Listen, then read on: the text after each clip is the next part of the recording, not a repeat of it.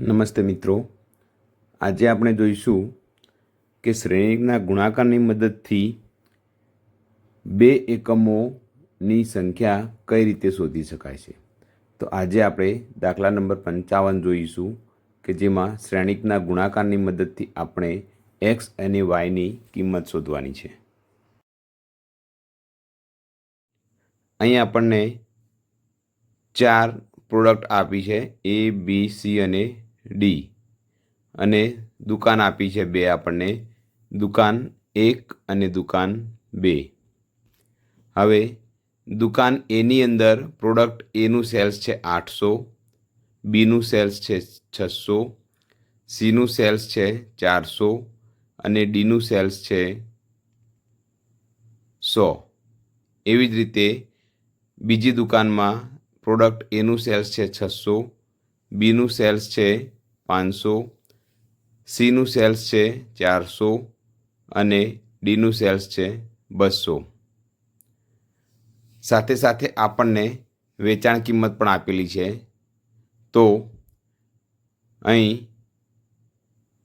વેચાણ કિંમત આપેલી છે આપણને 4 પ્રોડક્ટની. પ્રોડક્ટ એની વેચાણ કિંમત છે 10 રૂપિયા, બીની છે 20 રૂપિયા, સીની છે 30 રૂપિયા અને ડીની છે 40 રૂપિયા. હવે અહીં આપણને બંને દુકાનનું કુલ વેચાણ શોધવાનું કહેવામાં આવેલું છે. તો એના માટે આપણે પ્રોડક્ટનું વેચાણ કિંમત સાથે ગુણાકાર કરવો પડશે. શ્રેણીકની અંદર આપણે ગુણાકાર પહેલી રો, પહેલો સ્તંભ અને બીજાની કોલમ એવી રીતે કરીએ છીએ. તો અહીં ગુણાકારની મદદથી આપણે વેચાણ શોધવાનું છે. તો સૌ પ્રથમ ગુણાકાર કરીશું આપણે.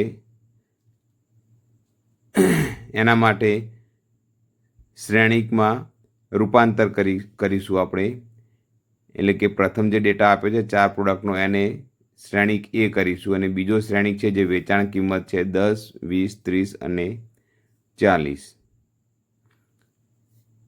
હવે આ બંનેનો ગુણાકાર કરીશું એટલે 800 ગુણ્યા અહીં વેચાણ કિંમત છે 10 રૂપિયા વત્તા બીનું વેચાણ છે 600 ગુણ્યા 20 રૂપિયા વત્તા સીનું વેચાણ છે 400 ગુણ્યા 30 રૂપિયા અને ડીનું વેચાણ છે 100 ગુણ્યા 40 રૂપિયા. એવી જ રીતે દુકાન 2નું છે 600 ગુણ્યા 10 રૂપિયા, 500 ગુણ્યા 20 રૂપિયા, 400 ગુણ્યા 30 રૂપિયા અને ડીનું છે 200 ગુણ્યા 40 રૂપિયા. હવે ગુણાકાર કરી દઈશું. 800 ગુણ્યા 10 એટલે 8000, 600 ગુણ્યા 20 એટલે 12000, 400 ગુણ્યા 30 એટલે 12000 અને 100 ગુણ્યા 40 એટલે 4000. બીજાના 600 ગુણ્યા 10 એટલે 6000, 500 ગુણ્યા 20 એટલે 10000, 400 ગુણ્યા 30 એટલે 12000 અને 200 ગુણ્યા 4 એટલે 8000. હવે એનો સરવાળો કરી દઈશું.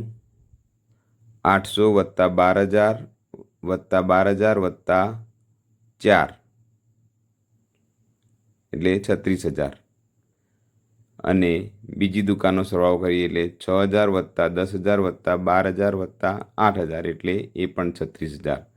તો અહીં દુકાન 1નું કુલ વેચાણ 36000 છે અને દુકાન 2નું પણ 36000 છે.